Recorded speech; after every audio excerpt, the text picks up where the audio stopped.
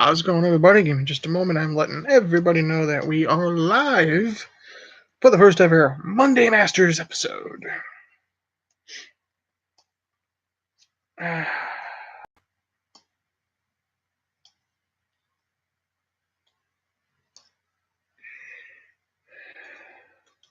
Monday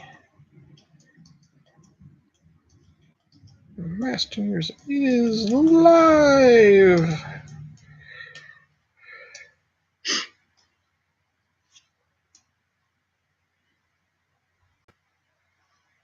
All right.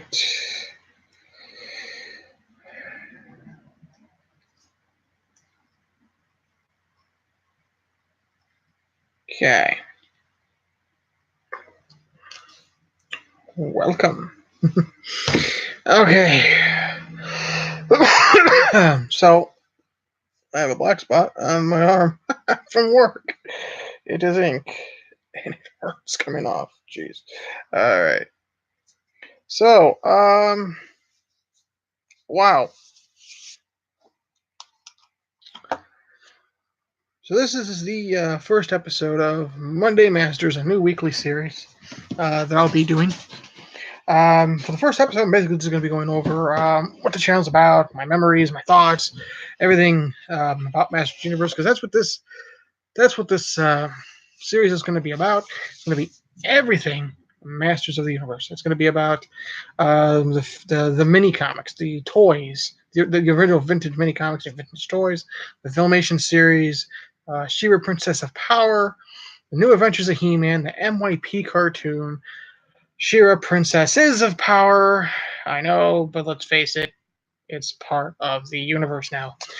The movie, future movies, my Christmas special, the Master Universe Classics figures, the New Adventures figures, all the figures, all the toys, the Golden Books, the mini comics, the Marvel comics, the Image comics, the party plates, the cake pan, anything and everything to do with Masters of the Universe we'll be talking about here. Hopefully this will catch on and people will come into the chat and also discuss about topic at hand and post your memories. So before we get started, I should introduce myself that I am the logical one, John Wise. Welcome. Not the most logical man in the universe, some would say. So please, if you're new to this channel, please hit the subscribe button, hit the little bell so you'll. Also, give me a thumbs up if you like the video, and of course, with the video, share if you care. So, let's get into it, shall we? Because Master Universe is something that I am very passionate about.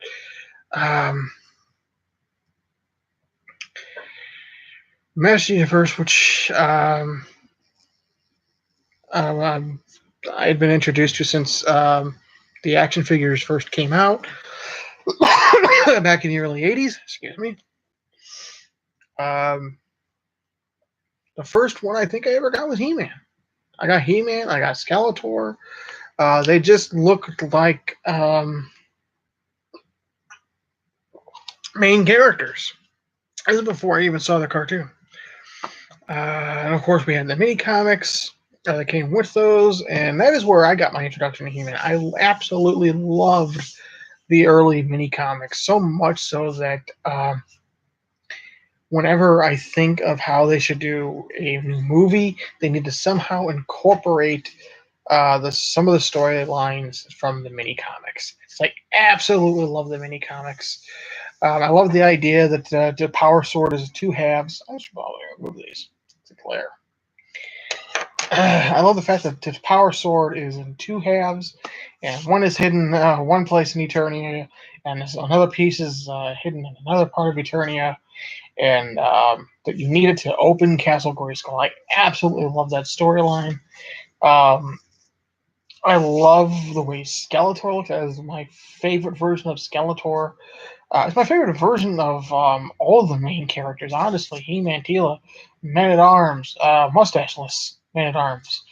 I love the fact that He-Man was a barbarian before he was given the power vest and the power axe and the power shield.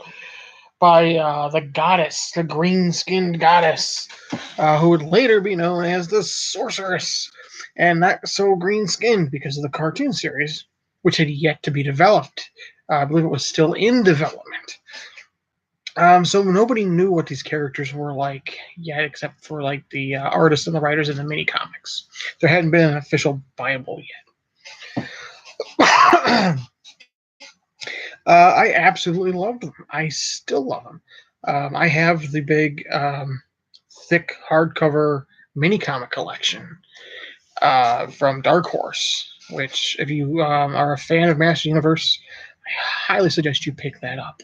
Along with that, they have the complete, as complete as you can get, with the newspaper strip comics that I didn't even know existed until this book came out.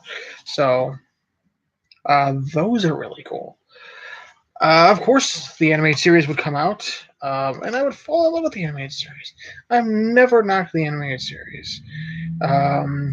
Part of who I am today is because of HeMan and the Masters of the Universe by Filmation. Because let's face it, I mean, we look at the series now, and it's hokey because of the low morals and everything that they have at the end. But if you think back, it was those morals that were taught to you by He-Man that maybe made you who you are today, kind of set you on the path that you're on now. So, I don't really remember the first episode I watched. I don't know if I caught the first episode or not of Masters of the Universe. I remember it being on, and I remember watching it. I was in kindergarten when it came out in 85. 84, 85, and they were split in two classes, morning class and afternoon class. I was lucky enough to be part of the morning class, so I can come home at noon and watch He-Man. My mom tried to get me to do my homework before I watched He-Man. That wasn't working, so I was allowed, as long as I did my homework, I was allowed to watch He-Man. Later on, of course, we would get our first ever He-Man movie, which was an animated film, and that would introduce a whole set of new characters. His twin sister She-Ra, the evil horde led by Hordak, and of course we got a slew of new action figures for that line. I think out of the horde, when I growing up, I only had two. I had Hordak and I had Mantenna. I got Mantenna first, then I got Hordak. I still have my picture. It was for my birthday. I got it for my birthday. I still got me opening up and holding Mantenna still in the package. And I actually have Mantenna in the package hanging on my wall because he is actually my favorite Master Universe character. He's also my favorite Horde member. Next would probably be Hordak, King Hiss, Catra. Like, where's He-Man falling in this? He-Man's in there somewhere. There's a lot of characters. You obviously like He-Man. Arc Fisto.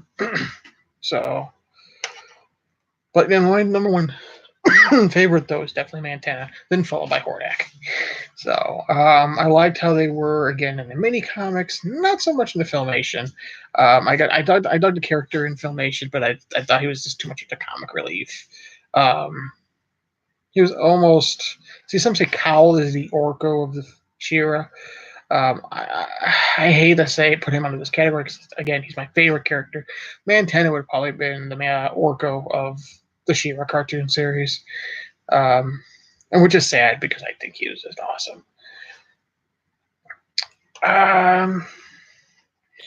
We never got the Snake Man in animated animated version during the Filmation run anyway.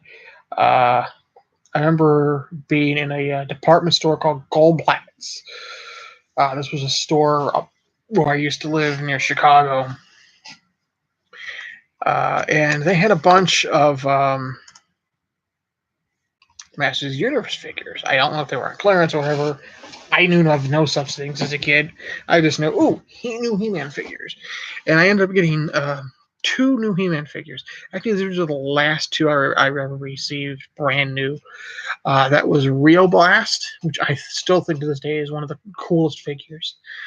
He has freaking his backpack has a gun that comes over his head. He's got guns that come out of his hands. He's got guns that come out of his knees. And he's got a chest that opens up and there's a freaking gun in there. So it's totally cool, dude. Definitely one of my favorite figures. I still have him to this day. He's one of the few my original figures that I have. I would, of course, go on eBay and Facebook and buy many others later on. But he's one of my originals. And the other one ended up being one of my favorite figures and characters, King Hiss. In fact, the figure worked really well. If you don't read the mini comic that came with it, because he looked like a heroic figure. He looked like a superhero. And in the mini comic, that's how he's kind of portrayed until he transforms into this half snake creature, and you realize, oh, he's one of the bad guys. So it worked really well for me. I thought it was really cool. The action figure had multiple pieces of armor you took off. You took the front and the back half of his armor off to reveal his snake form, his torso. You take the arms off that slide on his snake arms. You had a cool snake staff. You had a cool snake shield. And it was overall just a really cool figure. It's one that I have today, but it's missing a couple of pieces of the armor, and I need to pick those up. So as far as my first vintage He-Man figures, though, it was definitely He-Man. It was definitely Skeletor. The last figures I ended up getting out of the vintage line was Rio Blast and King Hiss. So those 4 figures definitely hold a special place in my heart. I wish I still had my original He-Man Skeletor. I wish I still had my original everything. Wish I had to go back and purchase everything. But I do have He-Man now, complete. I do have Skeletor, complete. So I do have these figures. They're just not my originals. But Rio Blast is definitely one of my originals. But Prince Adam is definitely my original Prince Adam. I'm trying to think. If those were the only ones I managed to keep, I'd have to go look, honestly. And then He-Man ended. He-Man ended. She-Ra continued for a little while until the Masters of the Universe live action film came out, and I was stoked for this movie. Oh my god, I wanted to see this movie so bad as a kid. I was like, oh my god, a live action He-Man. And I did something wrong as a kid, and I got grounded, and I was not allowed to see the movie. Like, yeah, remember that episode of The Simpsons where Bart wanted to see the Itchy and Scratchy movie, and he got grounded? And when they grounded him, Homer and Marge forbid him to ever see the Itchy and Scratchy movie. That was me. I couldn't go see the Masters of the Universe movie. And when my punishment was up, and we did, I think when my mom did finally decide to go take me to see it, it was out of the theater. I didn't get to see the Masters of the Universe movie. Check this out. Till early 90s on VHS. So a big hype. Ready to see it. I'm so disappointed. I was like, is this Star Wars?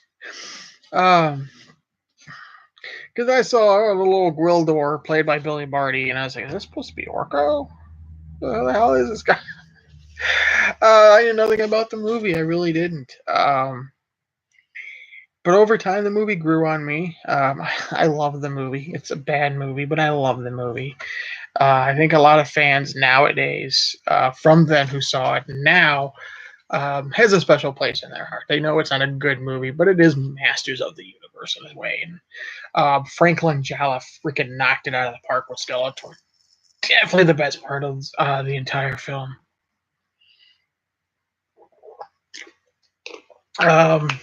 Meg Foster as Evil Lynn, too. Loved her as Evil Lynn. Perfect Evil Lynn. Those two were perfect in those roles. Definitely wouldn't have casted Dolph Lundgren as He-Man. I would have cast maybe a couple of more known actors as Man-at-Arms and Teela. Probably would have had an actual more. I would have had Beastman more like Beastman from the mini comic or the cartoon. It didn't matter. He talked and he didn't go, and that was it. I understand they wanted new characters to sell the toys, which is why we got Blade, Sarad, Karg. I love those characters, but I think we definitely wanted to see more Merman, Trapjaw, Triclops, some more traditional characters that we're familiar with, other than just Skeletor, Evil Lyn. Um, but the movie, I mean, it was all right. It wasn't the best movie. It wasn't, you're looking at somebody who loves Howard the Duck too. So go figure. But that was pretty much the end of Masters of the Universe as we knew it. The movie failed, the figures didn't sell, and that was the end of Masters Universe, and She-Ra would follow suit shortly after, unfortunately. I remember going to the stores and not seeing He-Man figures anymore. It sucked. I hated it. I think it was about that time I started collecting G.I. Joes as a filler. Until early 90s when we got the New Adventures of He-Man, which I didn't know about for a long time. I saw the figures, but the figures weren't called New Adventures of He-Man. They were just called He-Man, which confused me because when I saw these figures, obviously they looked nothing like He-Man, the old He-Man whatsoever. So when I saw the package, I saw He-Man. I was like, what the hell is this? I turned it over, and there's that familiar artwork from the Master Universe line put onto the back of these new figures. So I knew it had to be related somehow. And I saw He-Man, then I looked over the bad guys. I said Skeletor, which of course they look nothing like He-Man and Skeletor. But the figures looked cool, and I ended up getting the 2-pack of He-Man and Skeletor. The only New Adventures of He-Man figures I ever bought. I didn't like any of the other figures. I really didn't. And I didn't know about the cartoon series. I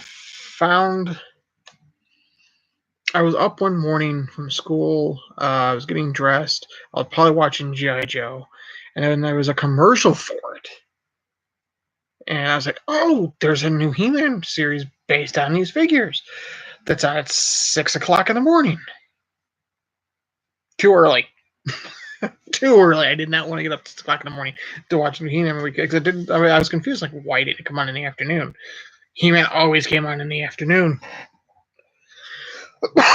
So I never saw the New Adventures of He-Man when it was out.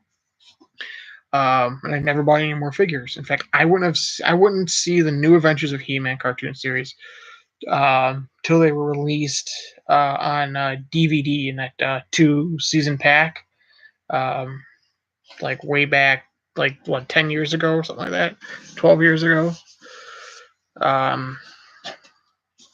They came with the art cards and stuff like that. That's when I finally watched the series, and it was okay.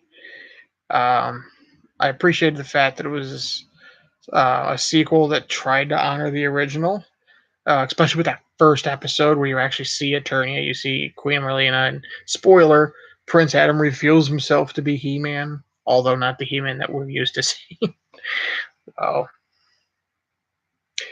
Then there was a big gap, like for years. I was at middle 90s, something like that, 94, something like that. No more He-Man figures whatsoever. No cartoons. I had to fill my action figure time with G.I. Joes and Teenage Mutant Ninja Turtles. I would grow up, and back around 2000 era, I didn't know these were coming out. I went to my local Walmart. I had a job, luckily, and I see, what do I see on the toy rack? The old He-Man figures. I'm like, what? Why? This is awesome. Because at this point, all I had were the old VHS cassettes, bootleg cassettes I bought at a Swaporama in Alsip, Illinois. I went up there to visit, and somebody had bootleg VHS copies of He-Man, the old He-Man, so I bought those. It's all I had. And then I bought off eBay for $80. I bought like the old Castle Grayskull and a bunch of figures. Most of them were complete, thankfully.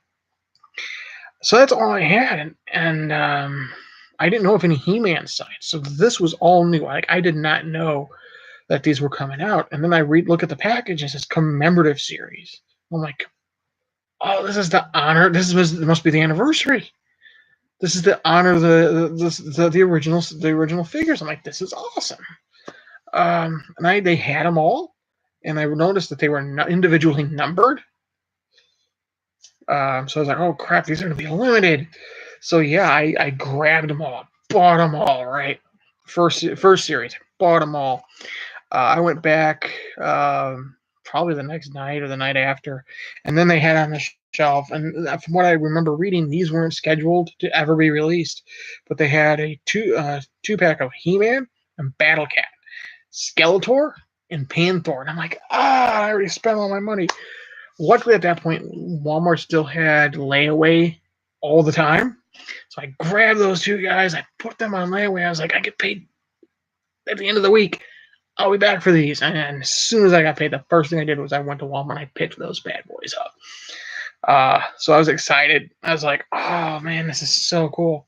Like and I look on the back of the box and I'm like, oh, I have the whole first series. And I got both cats, and I got something in my eye. At my finger. Well, my finger too. So yeah, I mean that was so cool. Around this time I did find a He-Man site. I don't want to say it was He-Man.org because He-Man.org didn't exist yet. But there were two He-Man web pages that eventually came together to form He-Man.org. And I don't remember where they are at this point. But it was that site there that I found, and it was revealed that they were going to have a series 2 of the commemorative figures, which include like Battle Armor He-Man and Skeletor and some other figures. I think Clawful might have been one of them. It's like, oh, this is so cool. And I had checked Walmart like nightly, and Walmart never got them in. That should have been red flag number 1 right there with my Walmart and the history that they would have of not having the toys that they're supposed to have. But we never got Series 2. Years later, it wouldn't be until, God, probably 5 years ago, 4 or 5 years ago, that I would finally go on eBay and Amazon and purchase the all Series 2 action figures.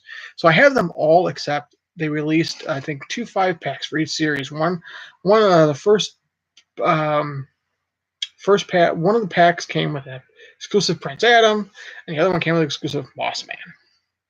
So I'm missing Prince Adam, and I'm missing Moss Man out of that set. Other than that, I have them all.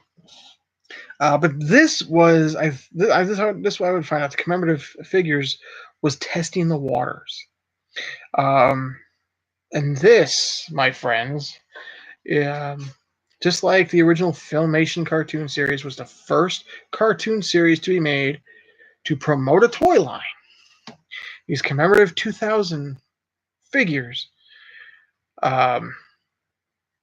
is what really started the nostalgic boom back up, because about a year or two later, G.I. Joe would follow suit with a commemorative series of the original G.I. Joe figures, both the big original like Kung Fu Grip and the original 80s figures.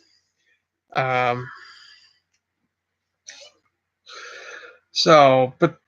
something else that this did is it let Mattel know that, hey, there's interest in this line still. These people, these kids who used to watch the show are older, and they're buying these toys. We need to capitalize on this. And so what ended up happening is Mattel went to these gentlemen. I think there's 4 of them because they're called the 4 Horsemen, and they sculpt action figures, read and design action figures. So they went to these guys and say, "Hey, we're wanting to do a new He-Man cartoon series. We more updated. Can you help us out by redesigning the characters, all of them?" And they did so. And what this new cartoon series, which is entitled, there's two different names for it: MYP, which are the initials of the main creator of the series, which escapes me at the moment, and the 2000X series, which is what I used to call it. But more and more fans are calling it MYP now, so I'm following suit. But this MYP cartoon series was originally supposed to be a sequel to the original vintage cartoon series. And the story was Skeletor got a hold of the original Power Sword. But before he was able to use it to gain access to Castle Grayskull, Man-at-Arms created a new Power Sword, a mechanical Power Sword. And the Sorceress managed to transfer all the powers of Grayskull from the original Power Sword to the new Power Sword. And it ended up being the two halves Power Sword. That was used in the original mini comics, which is so cool, and explains why the Skeletor figure actually had two swords that combine to look like the original resemble the original Power Sword. They decided not to go that route and just make it an all new series, but the toys and the characters for the cartoon series were already redesigned, so they couldn't go back and change. It was too late, basically. To redesign the characters would have cost too much money, so they just stuck Skeletor with those two swords that he uses in the cartoon and the action figures, and it just looks cool. And the entire series was just awesome. It aired on Cartoon Network, and instead of individual stories that told a moral lesson, it kind of relied on almost an episodic type of series that still had a moral lesson in each one. Funny note, this series at the end did not have a character coming out saying, "Hey, the moral of today's story." However, they did create those, and you can watch them on the DVDs, which is so cool. You can actually add it. You can make it to where they show them at the end of the episodes, and it just makes it so much reminiscent of the originals and puts a smile on your face, and you're like, "Mm." So, something else this new cartoon series did was it gave us the origin of Skeletor, which we find out that he used to be known as Keldor, which is a character that we debuted or name dropped in one of the original mini comics, The Search for Keldor. And it was very strongly hinted that he was King Randor's brother. Well, in the new animated series, it was confirmed. He was always blue-skinned. I don't think they explained why he was blue-skinned still. In the comics, it was because he was from another dimension. In this new series, it was never explained, but he was the brother of King Randor. He decided to stir up the Randor. He wanted to be king, naturally. He got himself a slew of minions: Evil Lyn, Beastman, Kronos, who would later become Trapjaw, Triclops, Merman, and he would attack the Elders of Grayskull, some more characters that were introduced into the new series. And he would get acid that he tried to use on Randor splash back in his face. That's where we get the skull. We find out that he does still have a history with Hordak, because Hordak who taught him his powers and stuff like that. Randor, of course, would become king. The elders would leave and go into the Castle of Grayskull. Castle of Grayskull. It's the castle. Welcome to the Castle of Grayskull.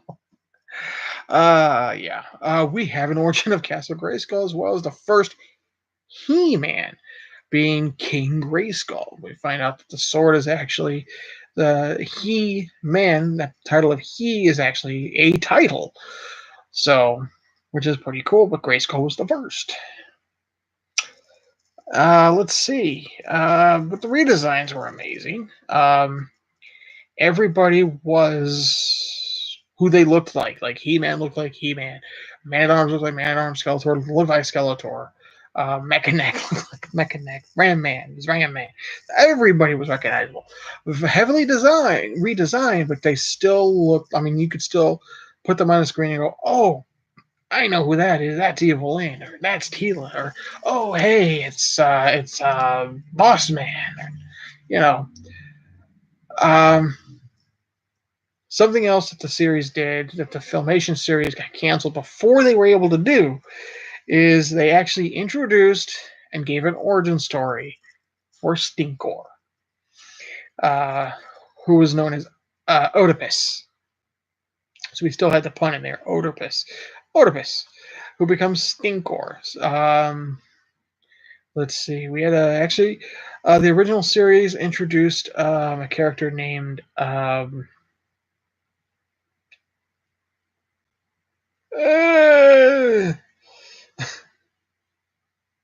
Marzo. Marzo. Uh, well, this series actually reintroduces Marzo. Now, Marzo, I think, only showed up once or twice in the original series. Probably once, but could have been twice. It was enough to influence the Four Horsemen to redesign and reintroduce this character, and he ended up becoming a fairly formidable foe who showed up in a few more episodes in a new series. But this was an example of a redesign and a reboot of a beloved franchise while honoring the original. I want you to keep that in mind.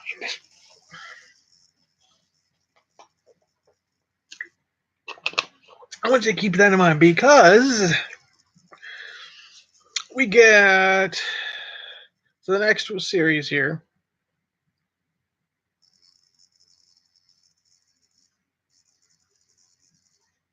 What's going on with my computer here?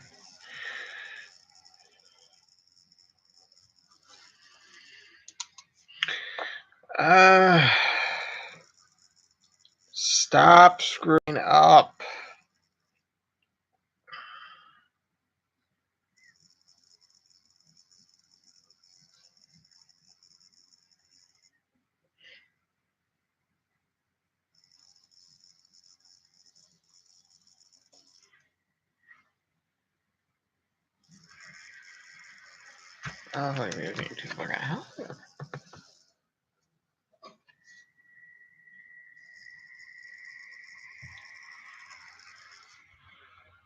Okay, so if you can still see me and still hear me, if I look puzzled or weird, it is because my computer is not cooperating.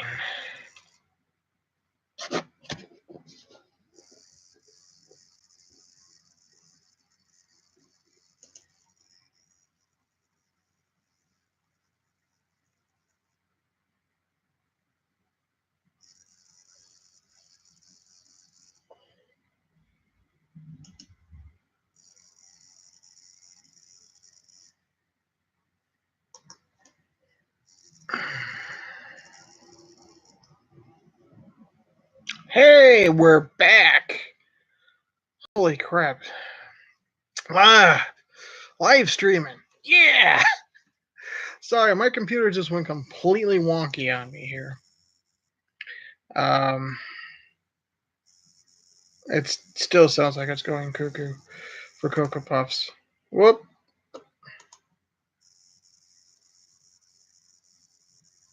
And we're not responding again. Oh, there we go again. My computer's going cuckoo for Cocoa Puffs here. I'm not going to touch anything. I didn't even touch anything last time. Anyway. All right, back to... Thank you for sticking around if you're still with me here. We were talking about the MYP, or the 2000X version of HeMan Master Universe. It was a great cartoon, fantastic cartoon. A lot of fans loved it. It was a perfect example of being able to redesign and reboot a franchise while still honoring the original. And again, I wanted you to keep that in mind because something's coming up here, and yeah, it's not pretty. This new series, though, you might be asking, if it's so great, why did it not? Why is it not still on? Why have I not heard about it? Or What's the deal? Why did it end? Here's why. It comes down to toys. It comes down to two factors, actually. Factor number one, I'm going to put on Cartoon Network for constantly moving it around the schedule. So you never knew when it was going to be on. Oh, it's going to be on Friday at 9 o'clock. And you turn on Friday at 9 o'clock, it's not on. Then you get a commercial that it's been moved to Saturdays at 7. Okay, cool. Turn it on. Friday at 7 o'clock. Great, there it is. You go back Friday the following week, it's not on. It's moved to Tuesdays at 3 or something.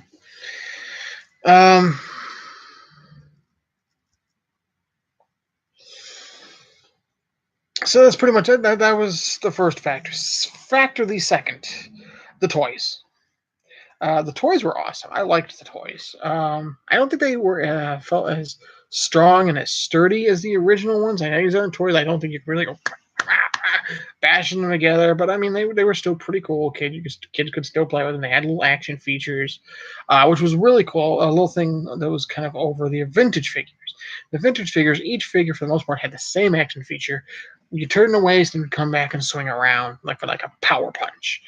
Unless the particular figure had its own unique action feature. Like Fisto had a giant fist that you would pull back and he'd come back up. But the cool thing was he also had the twist feature, so you could have a super power punch. We had Mosquito, who had a plunger on his back you push, and blood would form in his chest. I've described Real Blast with all the guns. He didn't have the waist twist. So all of these cool things. But for the most part, each figure had the one action feature, which was the swinging waist, spring waist. These figures each had their own individual and unique action feature, whether it be swinging the sword or whether the neck would move up and down. Mecha was awesome because his neck moved up and down, but if you looked, he had a little hole in his head you could look through and look out his visor, which was awesome. That was something they didn't have to do, but they did, and that's awesome. Stinkor smelled, I think. Well, I'm sorry, they did not make a Stinkor figure. They made a Staction figure, which were the size of the action figures, but they were statues. After the series ended, they continued these figures, statures, because I couldn't produce the figures anymore, for whatever reason. Moss Man, they did do a Moss Man. He was flocked. They had power sounds. Good Lord, they had so many different features. But it sounds cool, right? They felt okay, awesome. These figures were awesome looking. They looked cool. They had all cool features. What went wrong with those? Well, Mattel thought it would be a good idea to have, for instance, a pack of 8 figures, right? 6 or 7 of those, or 5 or 6 of those would all be HeMan and Skeletor variants. That's right. HeMan probably had 8 or 10 different variants. Skeletor probably had about the same 8 or 10 variants. I used to have the number memorized, but that's not far off, so unfortunately. But they figured they got these molds of the most popular 2 characters. We're going to do variants of these, and unfortunately, that only left 2 or 3 of the other side characters like Evil Lyn and Ram Man and Orko and Man at Arms, and we weren't getting any of these other characters. Like, I have a He-Man, I have a Skeletor.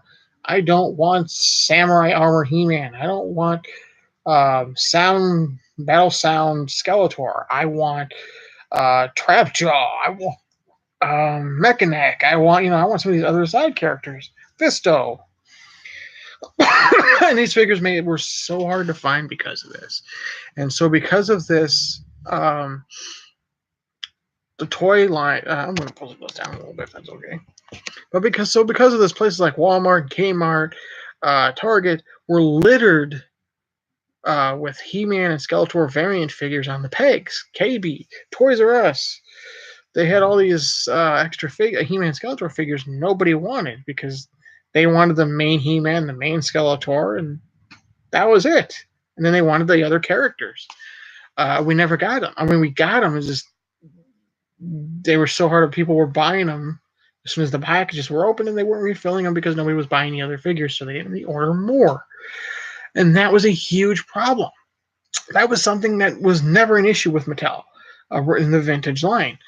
They always kept the pegs stocked with a HeMan and Skeletor, yes, but they never overloaded them. I mean, you were still able to get Beastman, Trapjaw.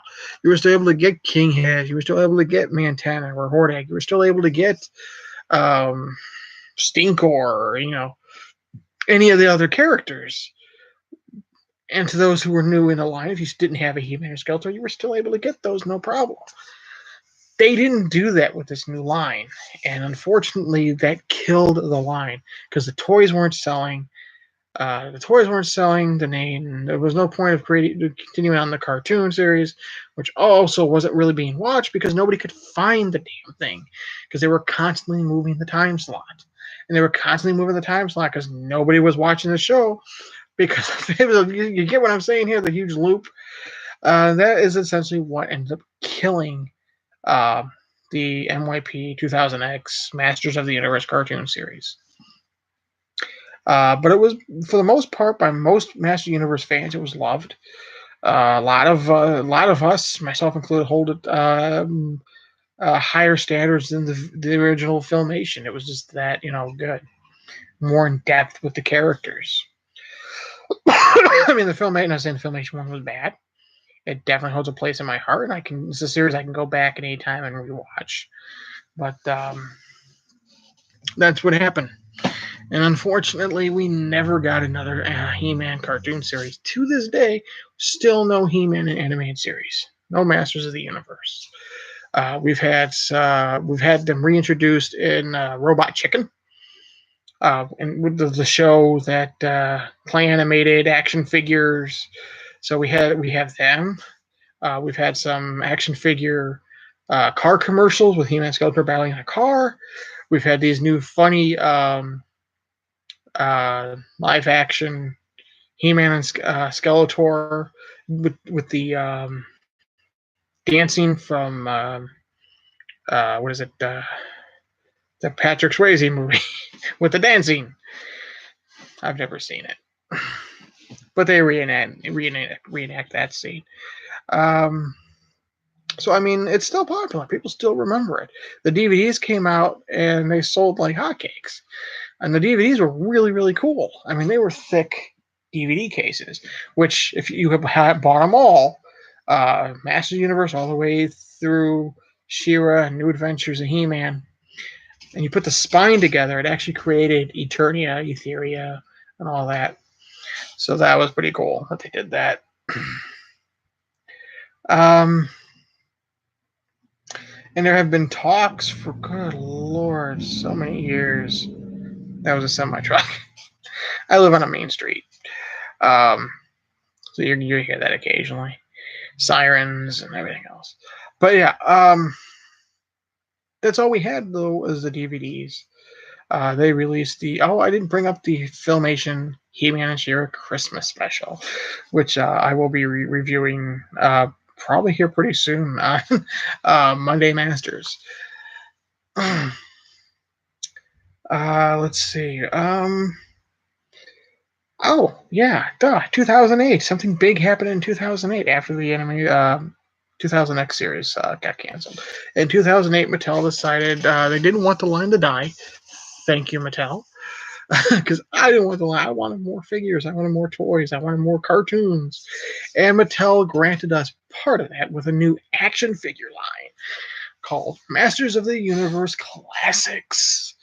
It was under their brand, Maddi Collector. This was a adult collector series. And what they did was they brought the Four Horsemen back, the ones who redesigned the characters for the 2000X series. Well, they did some redesigning and retooling, and what the Master Universe Classics did was they brought us the vintage action figures, but in 6-inch form, with multiple points of articulation: head, waist, torso, elbows, wrists, knees, legs, elbows, ankles, feet. multitude of accessories. Best thing they ever did with this line. It was $300, but they actually created a new Castle Grayskull that looked like it was supposed to look like back in the day. And these weren't for the 5.5 or 5.25 inch figures. These were for the 6-inch figures, the big figures. So this thing was huge. Um, I think I did a review where I show that you could actually put the vintage Castle Grayskull and almost, I mean, if it wasn't for the shelves and everything in this new one, you could fit the vintage Castle Grayskull in this thing. It's massive. It was like $300. So, and what they did was they released over the span of like almost 10 years, because I think the Maddi Collector Classics line ended in 2016. I'll say 2016, because what happened was it reverted over to a company called Super 7, and they decided to continue the Master Universe Classics characters. But in that time frame, the Maddi Collector, Mattel, managed to release all of the original vintage style figures in this new form, redesigned and everything. It was amazing. I managed to get the first 4 or 5, and it started to get harder to get because they would only make so many. This was a problem, and it's still kind of a problem to this day. Mattel would only make so many. This wasn't like a pre-order or anything like that. And then there was they had a limit of 10 figures. You could buy up to 10 figures. So if you were a retailer, like a comic book store or something like that, you were able to order 10 figures. And what ended up happening was, of course, you would get people who would have multiple accounts, buy their limited 10 on each account, and then they would flip them on eBay. And I'm going to go on record right now. I don't like flippers. I don't like scalpers. I can't stand them. You're talking about somebody who used to own a comic book store. I would never in a million years buy an action figure for $20 and then put it on my shelf and go, that sucker's $150. Eventually, yeah, but I'm going to give you a chance to buy it. If I paid $20 for it, I'll probably charge $25, just to cover the shipping and the tax and stuff that I paid for it. But yeah, over time, yeah, I mean, give it about a few months, plenty of time for people to come in, look, and decide whether they wanted to buy it or not. But yeah, then I would go, okay, $150. But no, flippers don't do that. I'm about to go on a rant here. I'm about to go on a rant. Anyway, that is what essentially ended up happening. And it got really bad. I think it was the second or third year Mattel decided to start a subscription service for the line. And they just didn't do the vintage figures. They did the She-Ra Princess of Power, She-Ra Princess of Power line. They did New Adventures of HeMan. They did Horde, Snake Man. They did concept figures. What concept figures were essentially is figures that were drawn out but never made into action figures. Well, Mattel decided to turn those into action figures. One such case was back in the 80s during the original vintage line. There was a contest where kids could create a new He-Man figure. Well, there was a kid who won, but unfortunately the line got canceled before his figure could be made and produced. What Mattel did and Maddi Collector did is they finally actually created the Fearless Photog. This was the character that won the contest, and they actually made him into an action figure. So it was like 30 years later. In fact, I think it was part of the 30th anniversary lineup. He was finally turned into an action figure. So that was pretty cool that they did actually decide to honor that contest, even though the kid is like 35, almost 40 years old at the time, I'm sure. Yeah, so I mean, it was pretty damn cool. There were figures that were supposed to be made for the new vintage toy line that was going to be released. 2 of which were Hero and Eldor. Never made. They decided in the classics line that these figures were going to be made, and they made them. The subscription service was kind of cool. Unfortunately, it was expensive. It was they always wanted the money up front. It was like around $200. I'd never had a job to where I was able to afford spending the money to get. Originally, it was I think 12 figures a year. Plus, if you were subscribed to, you got an extra figure exclusive to the subscribers, which really pissed me off. I'm a big fan of the Horde, specifically the main characters of the Horde, which include Hordak, Leech, Mantana, Grizzlor, Shadow, Scorpia, Catra, and Shadow Weaver. And my goal was to get all the classics versions of those characters, the main Horde. Didn't care about Octavia or, one of the Horde Trooper, which I did finally get. I didn't care if I got any of the other side Horde members. I wanted the main characters. Well, unfortunately, one of the subscription benefits was a Shadow Weaver, to where the only way you were able to get her is if you did the subscription. And I tried my best. There were figures that I did not care for, but I wanted Shadow Weaver. To this day, I never got Shadow Weaver. And they're like, well, let's go on eBay to get her. Because I refuse to spend $300 on an action figure. Yes.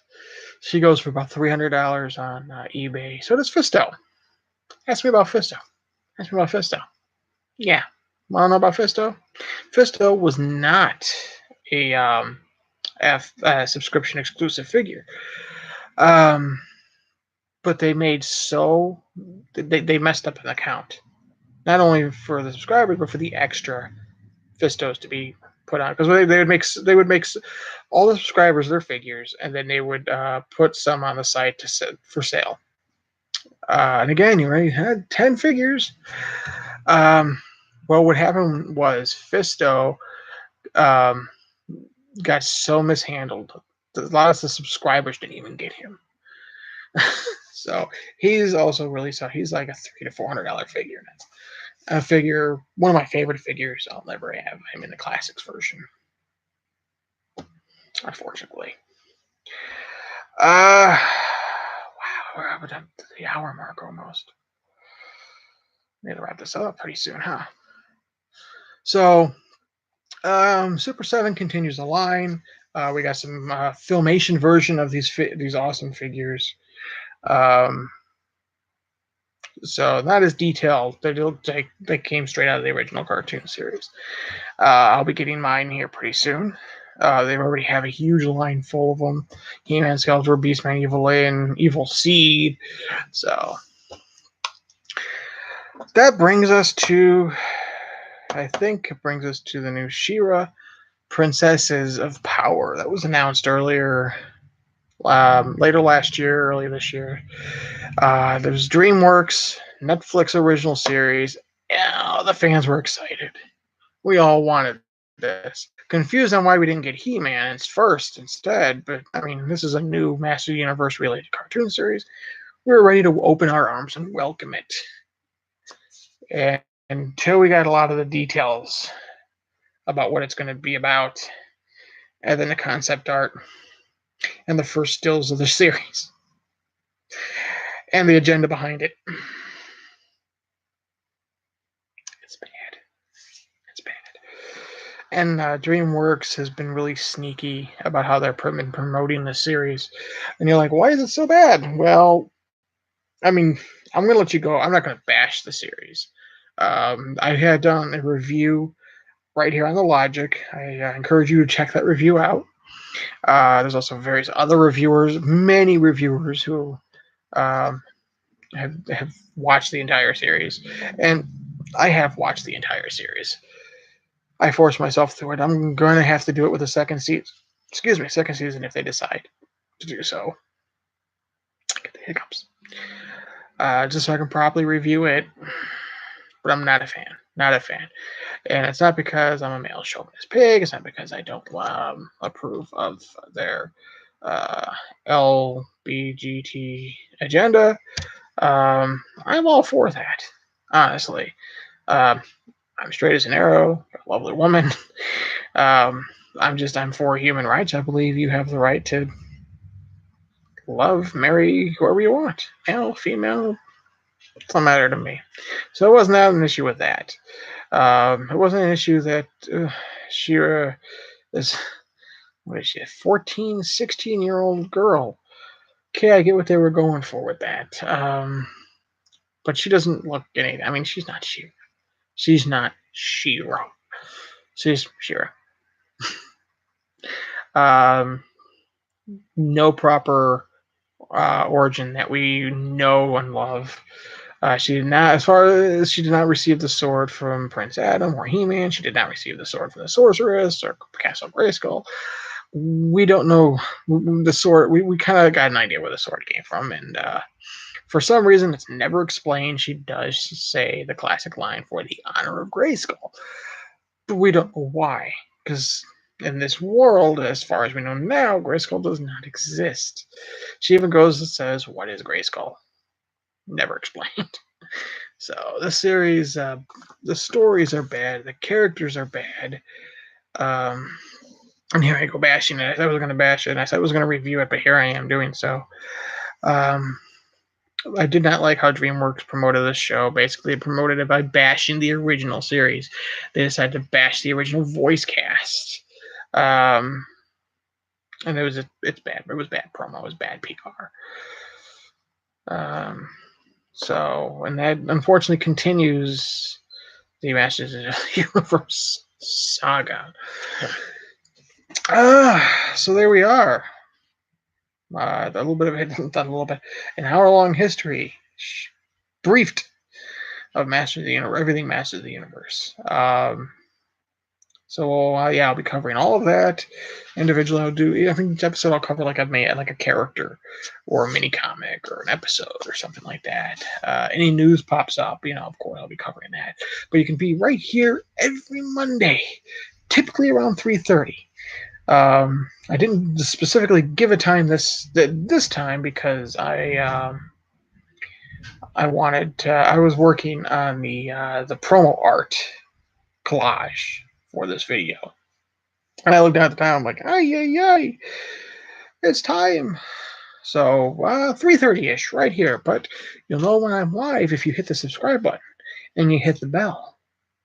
They'll say, hey, the logic is on. John is on, and he's talking about Masters of the Universe. Monday Masters. Yeah, Monday Masters. Check it out every Monday. I'll be right here. Hopefully you'll join me and we can talk it up. I would love to have a bunch of people every Monday join me right here. So you know how you can do that? I just told you how to subscribe. Like the video. Give me a thumbs up, please. I'm not above begging. Please. And share if you care. That's right. If you share this video on your Facebook page, on your Twitter page, on whatever social media you use, and maybe other people will watch it and they will like it and they will come and watch more. And we can get the subscribers up.